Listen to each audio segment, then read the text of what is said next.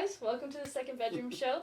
First episode with Kirk Whalen. Kirk Whalen, nice to meet y'all. Yes, and the genre of music is folk Americana was the term that I really enjoyed. Yeah, folk Americana. For some people, I say folk country because I think when some people hear Americana, here's the problem. Yeah, maybe that's our first question. Let's get into it. What Genres are complicated because for some folks, I say Americana and they're like, oh, cool, drums and electric guitar. And I'm like, no.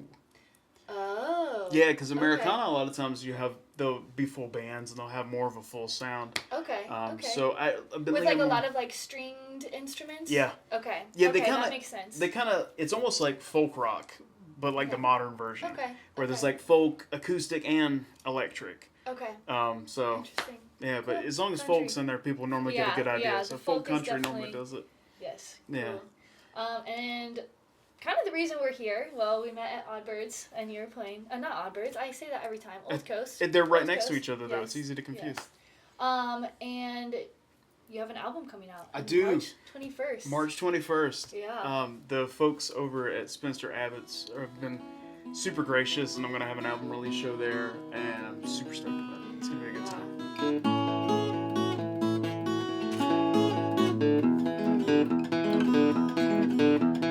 Shiny diamond clothing store, picked it up off the dirty floor, only to find there's a hole in my pants.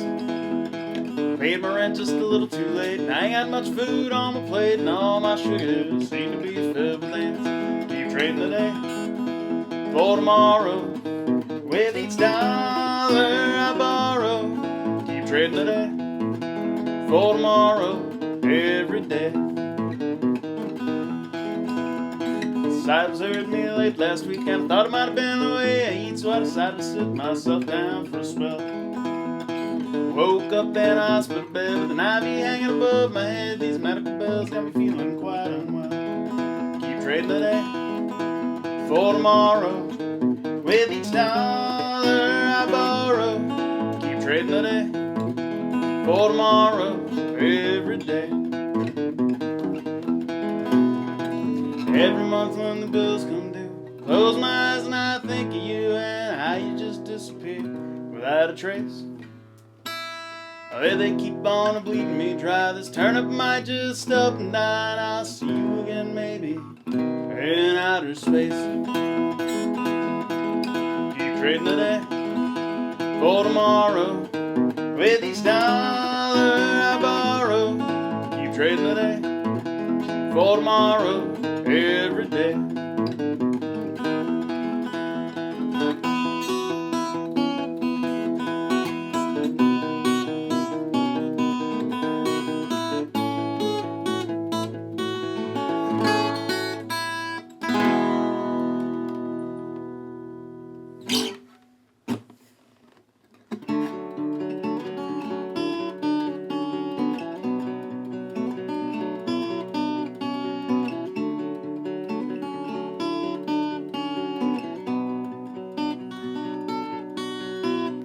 Pack my bags and on down the road.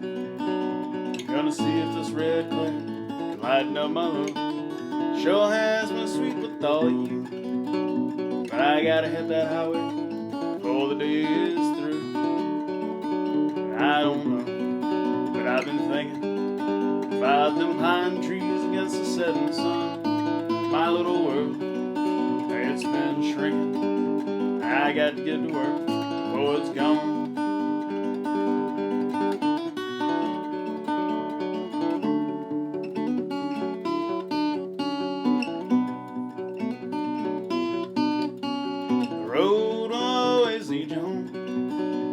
The seasons change and you're away, and it's not the one you know.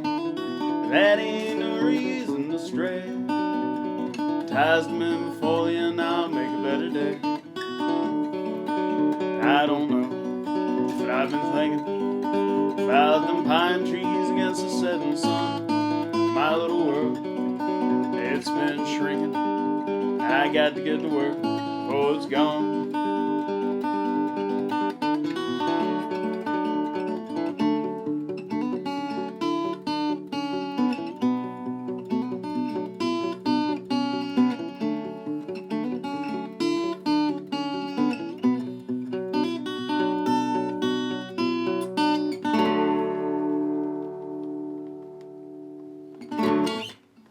This next one's not out yet. Or won't be out yet. Not recorded yet. How about that? Okay.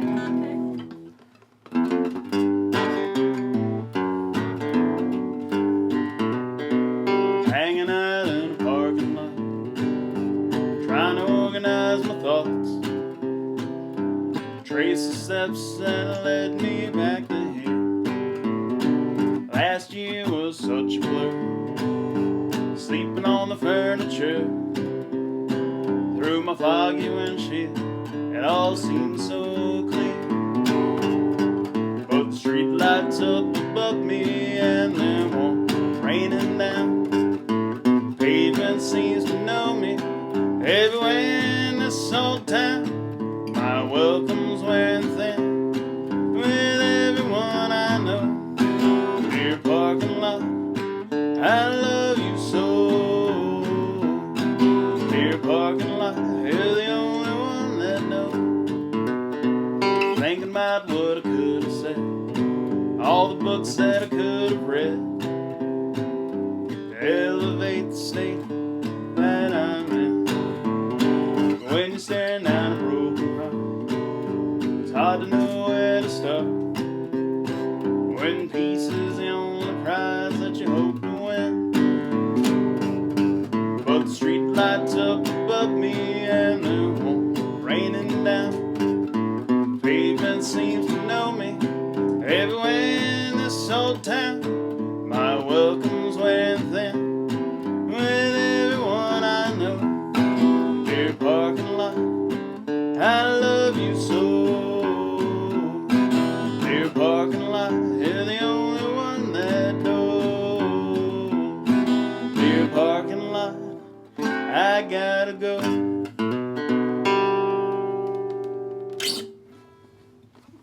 Let's go into the album. Talk Okay. a little bit about, we just heard 2 songs from the album. Yep. And then one is unrecorded so far, so a little sneak peek, exciting times. So talk about, I think I really want to know what the process was like, pulling all those pieces in to create an album. Because you seem like a storyteller and a very, you are essentially a creative with all these details that you pull in to like create something and put it out into the world. So I want to know a little bit about what that looked like for you. It's, let me think about which part to address first. Yes. So the creative process is different for everybody. Mm-hmm. And there's another artist in town that I've talked to about it with a few times, and it goes by the name Rambler Kane. And we both kind of ascribe to the idea that, like, you never really know where a song comes from. Mm-hmm. Like, athletes, I think, deal with this a lot, too, where it's like you get in that flow state situation where it's like you don't really know what you're doing, but you're doing it. Yes. Okay. And a lot of times songs come that way. Like, you never know how you're going to write them. Like, a lot of songs will sometimes start for me whether I'm driving in a car and I'll be humming, like, nonsense. Okay. And then a melody forms, like, out of nowhere. And then you got to put the words to it. Sometimes it's the other way around where you get words in mind. Okay. Then you got to fit a melody to it, which to me is more difficult. Yeah. Because you got to think more about it. Okay. Sometimes it will start as a lick on guitar. Mm-hmm. And for me, generally, the melody, either a melody or like a lyric will come first. Okay. And then the structure will build around that. So this first album is mostly a collection of ideas or songs or stories or characters or observations that have all kind of just sprung out and become full songs. Cool. Yeah. Do you listen to music while you're in the car? It depends. If I'm being a studious songwriter, no. Okay. Because Do you like go in with an intention of like, okay, this drive I'm going to give myself the space to kind of create? 100%. And then sometimes you go in with I need a jam. Yeah. Okay. Yeah, it's like whether or not you want to do your homework or not is how I think about it. Like, I think it was Townes Van Zandt said at one time that like the best way to write a song is to be available for a song to form. I like that.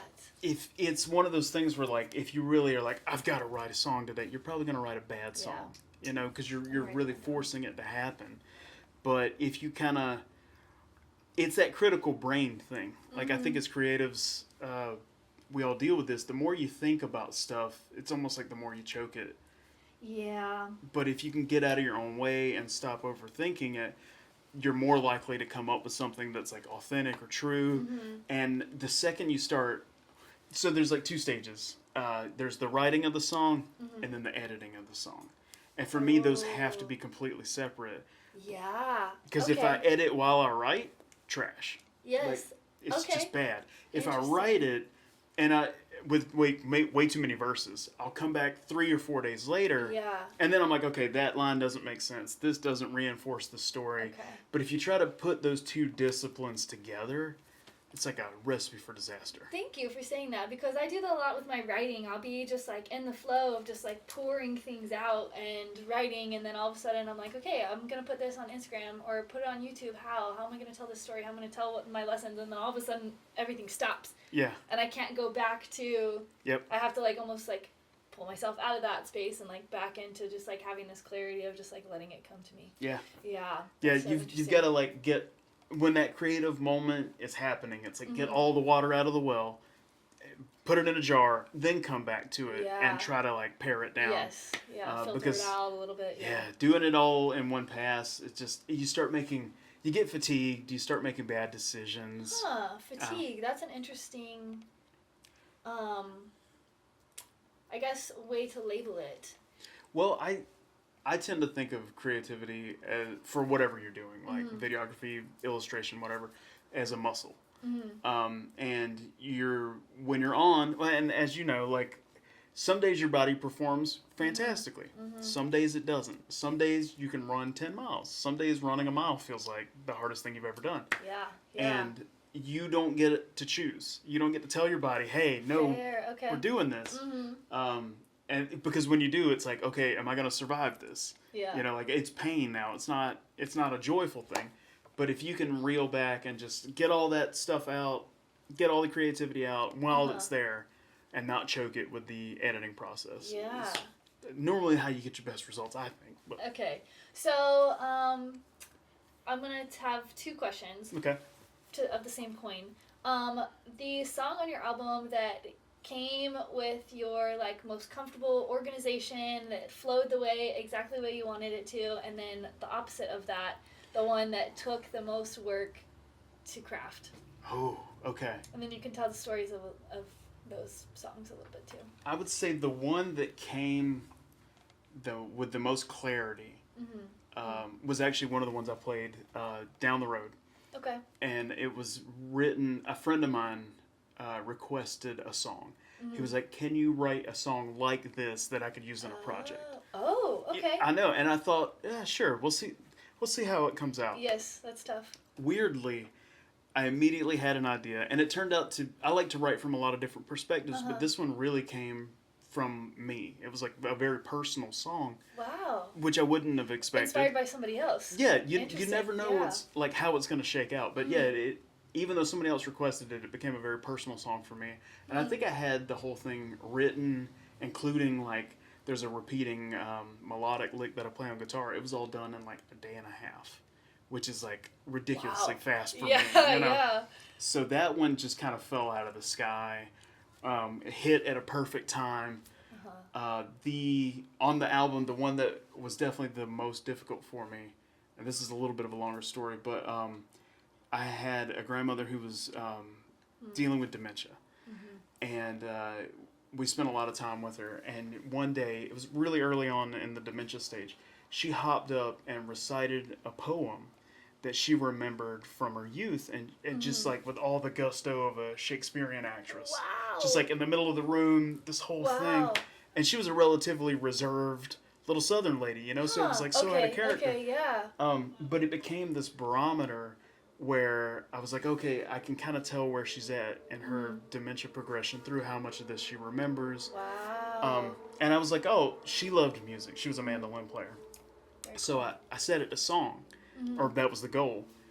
That is one of the most difficult things I have ever done because it was somebody else's words that I needed to figure out I always say like how it fits in my mouth because like you got to figure out how you say it. Yes, to really say it. Yeah. So it took quite a while to develop that. And when it was done, I was very proud of it. But now I have a new problem with it, in that it's difficult to, because she's no longer with us. So like playing it now has a whole different meaning to me, and is very emotional. So wow. Yeah. That's very... Yeah, that was probably the hardest one to bring to fruition. Okay, so do you think that because of the emotion behind it, it was difficult, or because of the, like, almost the separation of having to make somebody else's words your own? Probably both. Okay. I think we tend to be very, like, there's a lot of the creative process that is, I think humans are, like, innately creative, and there's a level of it that when you're just being you can kind of just roll with it, and there's like a lot of like muscle memory almost. But when you are in that situation telling somebody else's words, it's more difficult to find your entry point to make it authentically yours. I think. Yeah, because the origin isn't you. Exactly. So, because that's where your familiar is with yourself. You spent your whole life with yourself, you know? Yeah, exactly. You kind of know, like, when things come up, it's easier to navigate like yourself. Yeah. Cool. So, how have you organized your album? Because I want to talk about that and maybe incorporate your voice, because you say you like to, let's put that question off. Well, we're going to talk about your voice for a little bit and the perspectives that you write, because that's what we were talking about a little bit earlier. Yeah. Was sometimes you write from a different perspective. How do you decide what voice you want to use with the songs? That's an excellent question. It really depends. I try to approach a song almost like an actor, where you try to get to know the character, and you also try to not pass judgment on the character.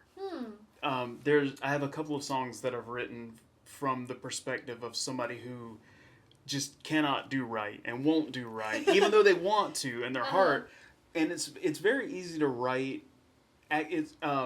It's detrimental, but easy to write that character as like an obviously... It's like when you watch a movie and somebody's trying to play the villain and you don't believe it. Okay. Because nobody ever thinks they're the villain. Yeah. So you get the Heath Ledger who got into the character, and and you can sympathize with the character in a way. And I think you have to write... When you're writing from somebody else's perspective, you always have to be cognizant and compassionate of that character, even if they're not a good person. So typically for me, it's about finding like that humanity or spark inside of whatever that character is. But there's also a level of like none of us are unbiased. So even when you're writing somebody else's character, it's like your interpretation of that character. So there's like 15-20% of you that's in that. And I think that kind of helps humanize it. And you know, you never want to write a song where you're punching down on another character for humor's sake or anything like that. There's a singer-songwriter named Townes Van Zandt who's hugely influential in my world of music. He very much believed whatever you were writing about, you needed to experience it. But then, which is, cool. I understand that. Yeah. But then you have the flip side of artists like Jason Isbell, who firmly believes if you can't look out around you and see the pain that other people are going through and understand that and write from that perspective, then you're limiting yourself. Yeah. I tend to be more in that camp, only because I do think if you are empathetic, you can write from somebody else's perspective. Yeah. Yeah, and it's almost like being able to learn faster without having to experience the hardship. Yeah. You don't need to be Van Gogh. Yes. And have this this like terrible life experience to make the beautiful art. Yeah, yeah. Although maybe some people do, but I tend to think I think tortured artist. Yeah, I think that whole stereotype it plagues creatives. And I'm not going to say there aren't tortured artists out there. There 100% are. But it gets romanticized, and I think some artists end up going down really rough paths trying to meet that goal rather than find like a healthy... Yeah. Because creation and art and creativity shouldn't be like a life curse. Yeah, exactly. Like dark, it can inspire, because that's how we process. Yeah, it's how we process emotions and express our stories, and process our emotions. And but there's so you have to be able to process from sadness and grief. Yeah.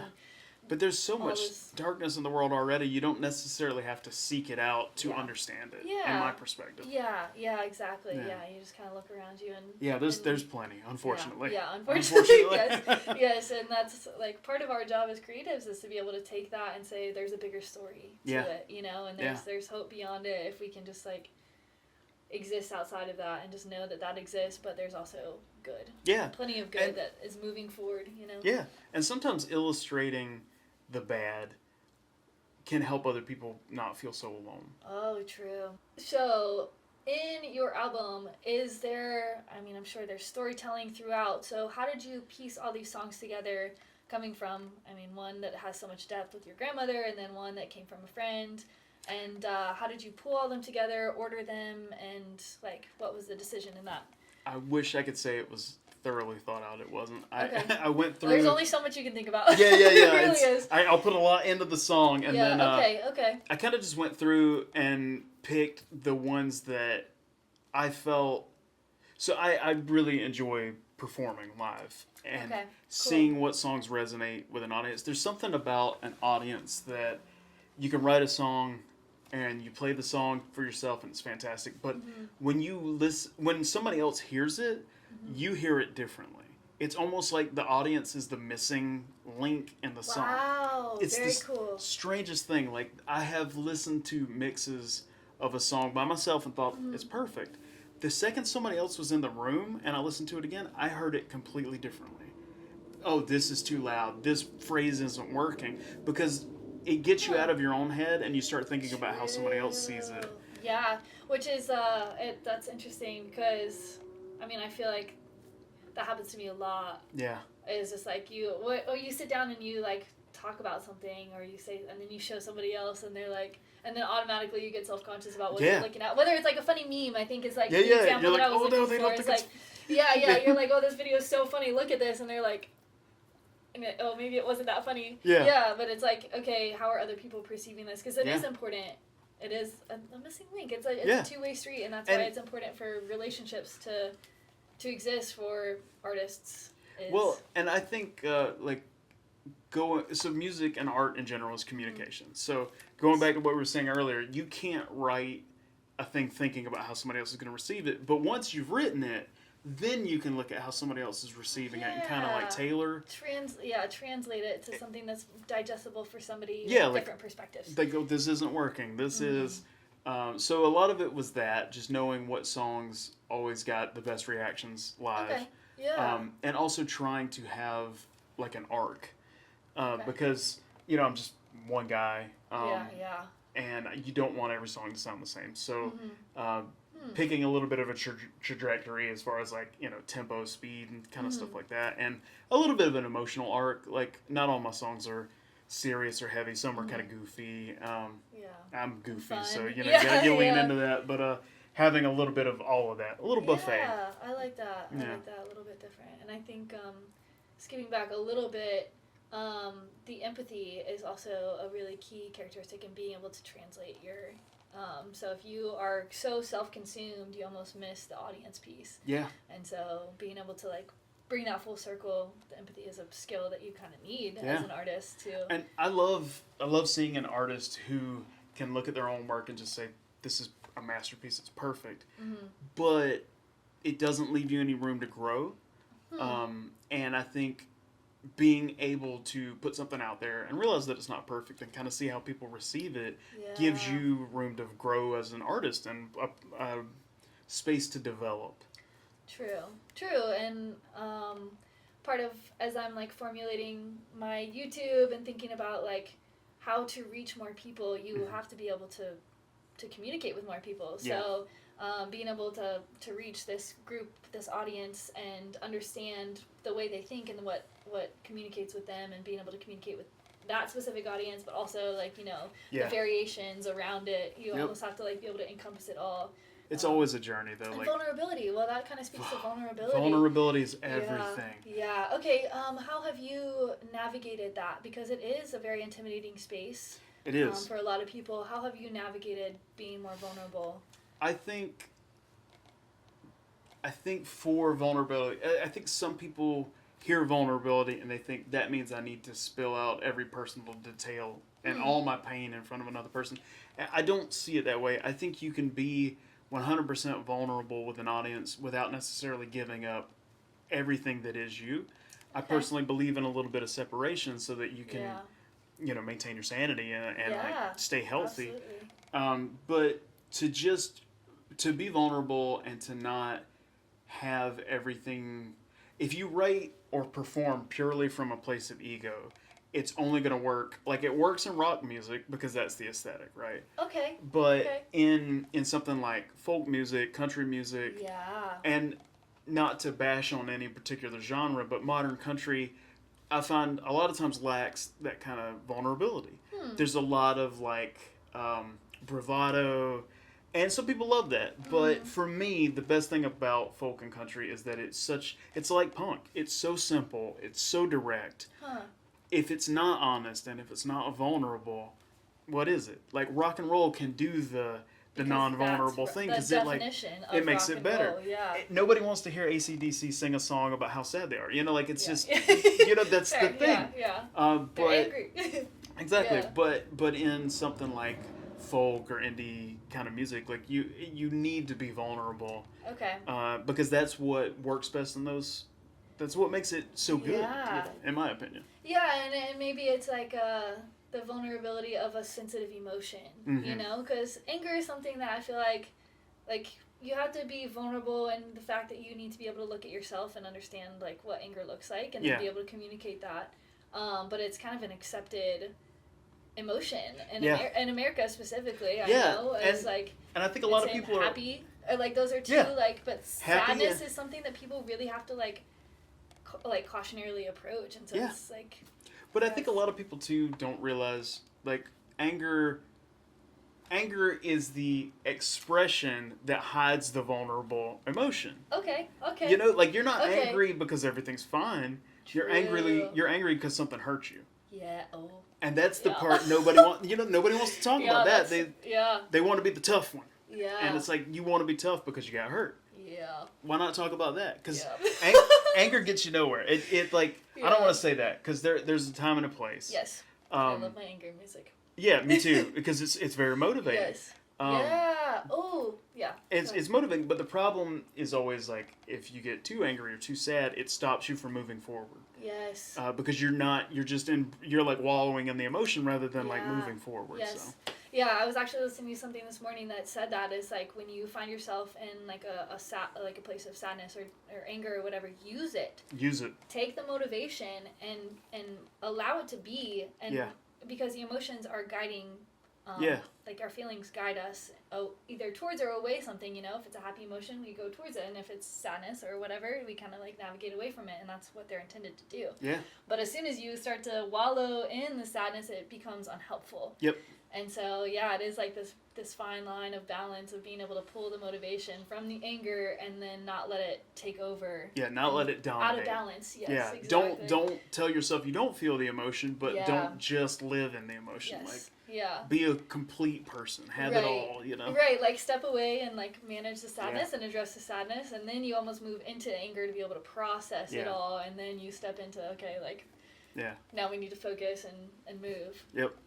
Nice. Yeah, we didn't know we'd have like a thesis class on emotions today. Yeah, well, that's kind of just how my brain works. My father's a philosopher, so God, yes, that's fantastic. Yeah, my mom's an organizer, so both of those together really just... That just set your identity right there, it makes for a hell of a conversation, that's for sure. Yeah. Cool. So, is this album number 1? Album number 1. Okay, and it feels like you've represented yourself really well in piecing together the songs and just putting yourself out there and saying, this is who I am. Mm-hmm. I appreciate that. Yeah, that's really cool. And I gave a couple songs a listen on YouTube, and what a vibe.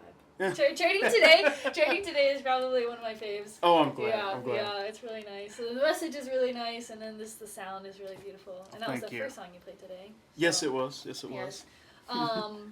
And then I want to talk about Dan. Okay, let's talk about Dan. You've made music videos with him. Yes. What is that process like? It's magical. The only words I have for Dan is that So as creatives, he and I operate very differently, but our goals are almost always the same. Okay. And I kind of find that we have different skill sets, so when you put us both together, we're like a functioning brain. Okay. Dan is a local videographer, for those of you guys who don't know. He does a lot of vintage stuff, and it's, I mean, y'all's vibe. I will link the videos so you can, like, see.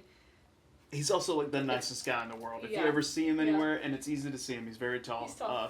Buy him a drink and just tell him, "Hey, dude, you're awesome," because he is awesome. Yes. Yes. We've worked together for years on all kinds of different stuff. Previous bands, we did video stuff Okay. together. He's also a musician. He doesn't tell many people that. He's Sorry, so I'm blowing up your spot now. But I think that helps him. It's that multidisciplinary approach where he can kind of understand where you're coming from in all these different situations. Yes. He's so visually, what's the word I'm trying to find my attentive language here, but he's just very visually driven. Okay. Like he has strong visuals in his head, and cool. he even I've seen him in situations where I was like, man, I don't know how you're gonna do this. And he does it, and it comes out beautiful. Really? Yeah, like we've got a new video coming out the same day as the album release, and it was like 3 weeks of pre-production. We had a vehicle that we wanted to use, that didn't work out. What? We had a second vehicle we wanted to use that was like very visually appealing. That didn't work out. Like a old truck. Yeah, it was like a 1967 VW van that we were going to use. Oh, cool. That didn't work out. All this other stuff. And then the day that we had planned to shoot, the weather was perfect. I woke up. I had a giant spider bite on my arm. And I had another bite on my eye. Right? like this. I was like, It just wasn't the day. No, it was not the day. So we had to That's cancel nuts. that. And then we rescheduled. And I was pretty demoralized over it. Because I was like, oh, is this thing ever going to work? We finally got together. Oh, the humps. Dan made it perfect. Wow. It was like, I saw the finished product and I was like, we didn't need any of the stuff that we had planned. Oh, yeah. Just keeping it simple. He got the entire, like, emotion and vibe across. He's just, he communicates visually so well. Okay. Yeah. Can you talk about some of the things that he accomplished that allowed you to tell your story better? Like, do you think that came from a long-standing relationship, or is that just something that you guys kind of communicated? Well, that's an interesting question. I'm sure it's deep. Yeah, From your relationship. It's hard to say at this point because he and I have worked together so long that there have been cases in the past where I would like storyboard a video and then come to him and then we would like plan shots around that. Okay. But we've worked together so long now, there's like so much of just shorthand where he'll like mumble nice. and I'm like, oh yeah, I know what you mean. You know, like, yeah, it's like almost telepathic. You guys like know exactly. And our aesthetics are so similar, like even like True. we talk about movies constantly and even our movie tastes are so similar that I think that just automatically informs a lot of the decisions. Yeah, because you like pull from the same influences. Yeah. And if you can find like a collaborative partner that you share that much with, because we still have our differences that we pull from, and that keeps it interesting. Yeah, but allows it to move. Yeah, it gives it somewhere to go. He'll think yeah. of things that I wouldn't think of, which is fantastic. Yeah. But it's just such like almost like a family dynamic that it's like it solves a lot of problems. Wow. It's fantastic. Yeah. That's cool. What was your favorite video that you've shot? Maybe like a scene, or like one that you loved how it came out. Oh, man. I have a habit, Halloween's my favorite holiday of the year. And every year I do something Halloween related with Dan, and we did a video. Okay. This is complicated for me because I really hate the song that I did. Oh, nuts! I hate it. I listen to it, and I'm like, I really hate that song. Oh, gosh. That's tough. Yeah, it's tough. That's But the video Dan did for it, we had this theme of skeletons. We did these skeleton videos every year. And this was like a guy in the woods, and he happens upon these dancing skeletons at night. And there's like fire and smoke, and it's just this. Cool. Yeah, he nailed it. Cool. Yeah, that's pretty like that's a pretty large task to Yeah. coordinate. And we're like out in the middle of the woods in the dead of night filming this thing, like worried about ticks and Wow. everything else. What And a he just, trooper. no, he's amazing. But he nailed that. So I just watched the video on mute because I don't like hearing the song. You know? Okay. So what happened with the song? I was doing, every year I did a cover. And I did a cover. Are you familiar with the band Oingo Boingo? No. Danny Elfman, who does all the music for Tim Burton's movies. Okay. Cool. He had a band in the 80s. And he had that's this. so sick. Yeah, it's fantastic. Okay, but he had that's this good. wonderful song, and I did a cover of it on banjo. And I just, Okay. I never, my voice is not, what am I trying to say here? I don't have the most malleable voice. Like, it does what it does. Okay. And that might not have been the best choice for me. Okay. But so his voice is fairly dynamic. Yeah. So you liked the idea and the vibe of the song. Yeah. But the execution. Yeah, but that's part of growing. Exactly. Like, you got to try things. You have to do it. Yeah. You try it, you see if it works. If it doesn't, you move on. Yeah, because it almost, I mean, I have started to be appreciative for boundaries. It's like almost that's a boundary of like learning something that maybe your voice isn't dynamic and you're like, okay, that's a variable I don't even have to play with anymore. Yeah. I can focus on being more dynamic in all of my sounds or whatever other factors that you want to. Knowing your limitations, you have to figure out what they are. Mm-hmm. But once you know them, it's almost like a superpower because then you're like, I don't have to waste time on this. Yes. I can do this. Yeah. I can do this really well, and that's better than doing this, you know? Okay, so I'm sure this has been, the making of the album has been a fairly long endeavor. How long has it taken you? If we include the writing and the songs, so this, you know what, that is... Let me backtrack. Okay. I should also preface this by saying I have not been playing guitar for very long. Really? Yeah, I avoided guitar like the plague. My grandfather was a guitar player. He gave me a guitar when I was 18, and I loved my grandfather dearly, but I thought, well, this is lame. Everybody plays guitar. Oh, yeah. So it stayed in a closet forever. Mm-hmm. I always kept it, but I never played it. And then COVID happened. And I had a friend who found a guitar in the trash. I like to dabble. I repair instruments occasionally. Okay. And he found this cool guitar from the 60s. And he was like, hey, you probably want to work on this. I fixed it up, got it up and running. And COVID hit. So I, at the time, was playing mandolin in a band. And all our gigs were gone. So I suddenly had a lot of free time. And I started playing guitar. And at that point, I didn't sing either. I thought I couldn't sing. Oh. Well, I've heard that from some people. You never know. Like, it's just difficult, right? Because you have a thing in your head of what it's supposed to sound like. Mm-hmm. And ridiculously, I found out that I was always trying to sing without an accent. When you have an accent, sometimes you can't sing without it, and that's interesting. That was my limitation.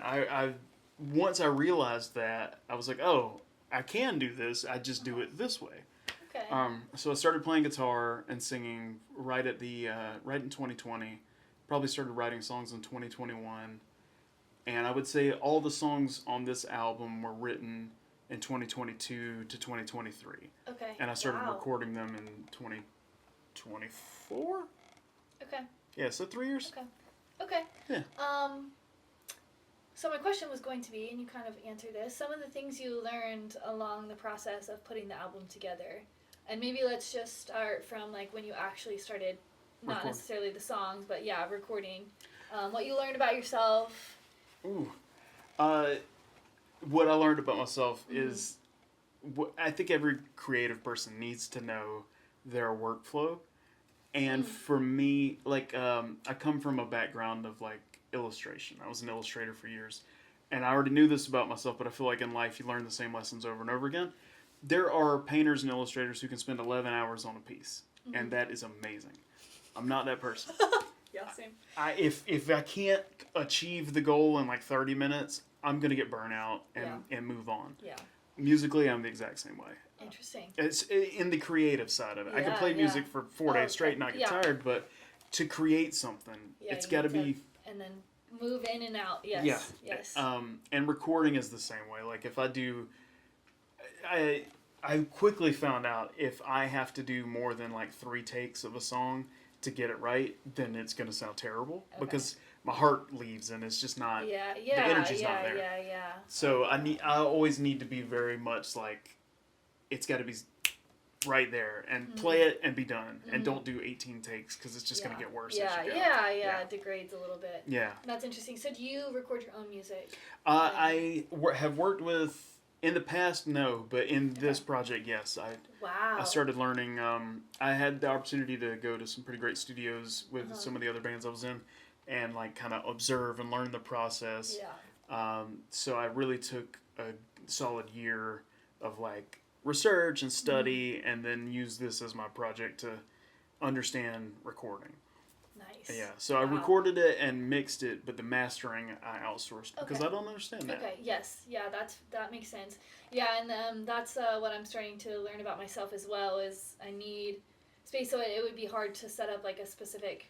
Setting up appointments has been an interesting thing to try to navigate because you set it up ahead of time. Yeah. Oh, I don't feel the inspiration for that thing anymore. I needed to do it then. And so being able to like record it yourself almost gives you like the space to do that. Yeah, and it's great because if you like having that limitation of like, oh, I can only do 3 takes. If you do those 3 takes and you don't like them, 3 days later you can come back and do 3 more. Yeah. The negative side, and this I'm going to say to anybody who's out there doing this, is when you're not paying somebody else to record it, there's no end. Yeah. There's no point where you run out of money and say, this project has to be done. Yeah. So you have to be that person that says... True, very self-disciplined. Good enough is good enough. Yeah. And I know some people hate that. Some people are perfectionists.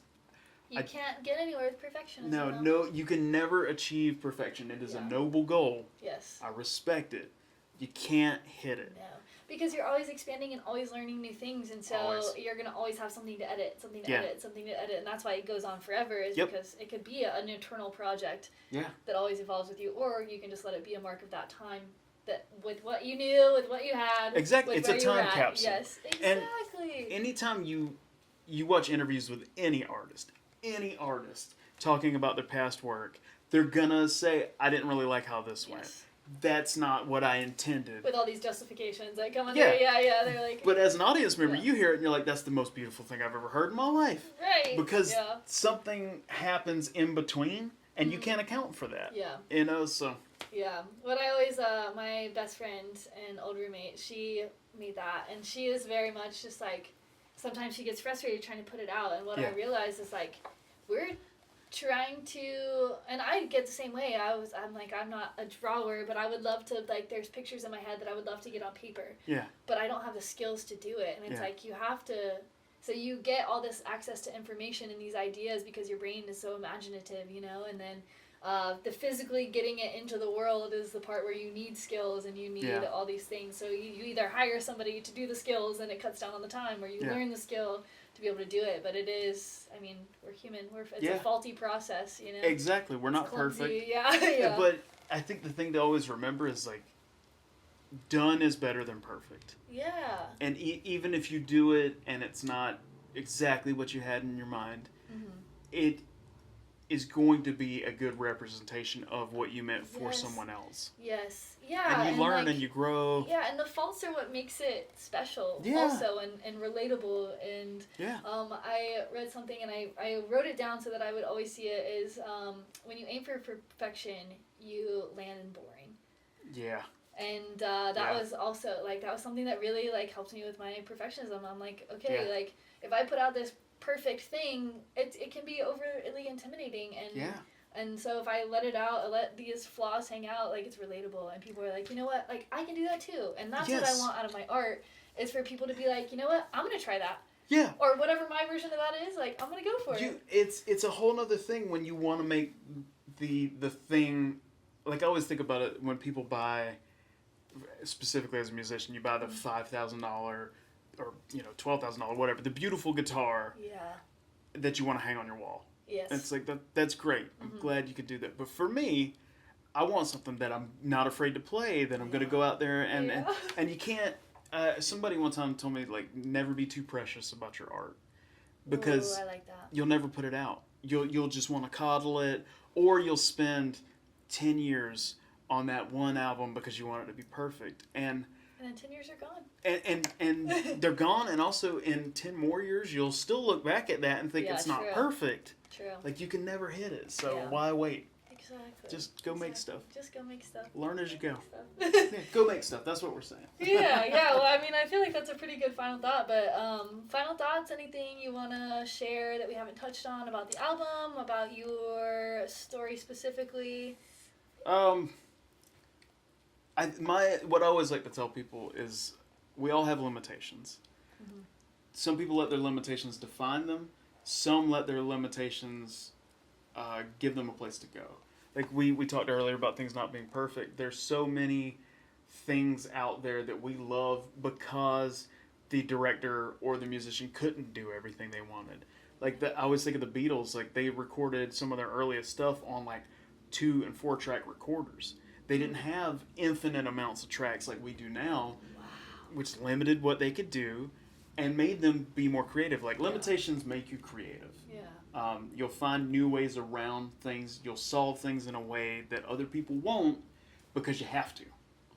If you have unlimited resources, you're probably going to make something boring. Yeah. So just go out there and do stuff. Just go out and do stuff. Yeah. Whatever you have. Work with what you got. And it's awesome. Whatever you have is perfect. Yes. Yeah, it gets the job done. Yeah. Cool. Well, thank you very much. Thank you for having me. This has been a pleasure. Kirk Whalen, everybody. Ta-da.